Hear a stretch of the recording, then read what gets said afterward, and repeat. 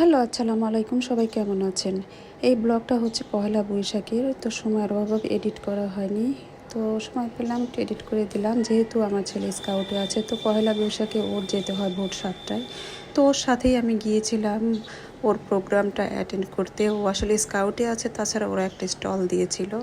সেটার উদ্দেশ্যে আমরা পহেলা বৈশাখের প্রোগ্রাম অ্যাটেন্ড করতে সকাল সকাল বের হয়ে গেলাম ভোর 7টার সময়।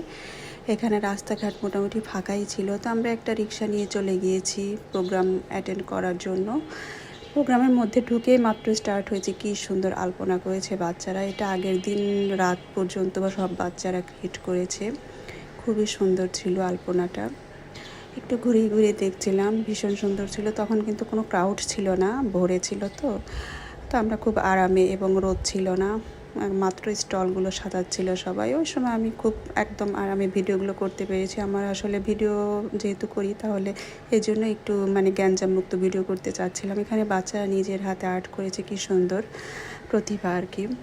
খুব সুন্দর করে যে যার প্রতিভা দেখিয়ে স্টলগুলো সাজিয়েছে, নাম দিয়েছে। খুব সুন্দর, ভালো লেগেছে। সব বাচ্চাদের এত আগ্রহ এত গরমের মধ্যে।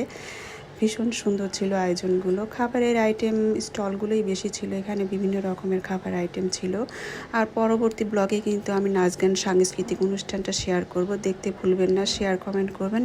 আর এটা আমাদের এক ভাবি ছিল, ওনার মেয়ের স্টল ছিল, তো উনি হাসছিল আমাকে দেখে আর কি। পরিচিত এক ভাবি, পাশে আর এক ভাবির স্টল ছিল। মেয়েদের চেয়ে ওনারাই বেশি ব্যস্ত আর সাজুগুজু করে আসছিল, আমার ভালোই লাগছিল দেখে। তো মেয়েদের সাথে ওরাও বাচ্চা হয়ে গিয়েছে। আর আমার তো ছেলে বাবু, তো আমার কোনো প্যারা নাই। ওরা নিজেরা স্টল দিয়েছে। এখানে এক ভাবি খাবার স্টল দিয়েছে, বিভিন্ন রকম ভর্তা ছিল, পান্তা ছিল, নুডলস ছিল, খিচুড়ি ছিল, বিভিন্ন রকমের ভাজা পোড়া ছিল। তো ওখানে কিছুটা ক্লিপ নিয়ে নিলাম। পরবর্তীতে সাংস্কৃতিক অনুষ্ঠান হবে, সেটার জন্য ওয়েট করতেছিলাম আর কি। তো ঘুরে ঘুরে ওই স্টলগুলো দেখছিলাম। যেহেতু ফাঁকা ফাঁকা ছিল, আমি ভিডিও নিতে পারছিলাম। আর একটু ঠান্ডা ঠান্ডাও ছিল, যেহেতু অনেক সকাল ছিল। তো আমার খুব ভালো লাগছিল পরিবেশটা। পরবর্তীতে কিন্তু এত বেশি ভিড় ছিল যে পা ফেলার জায়গা ছিল না। 12টা অবধি কিন্তু ভিড়ে একদম ঠাসা হয়ে গিয়েছিল।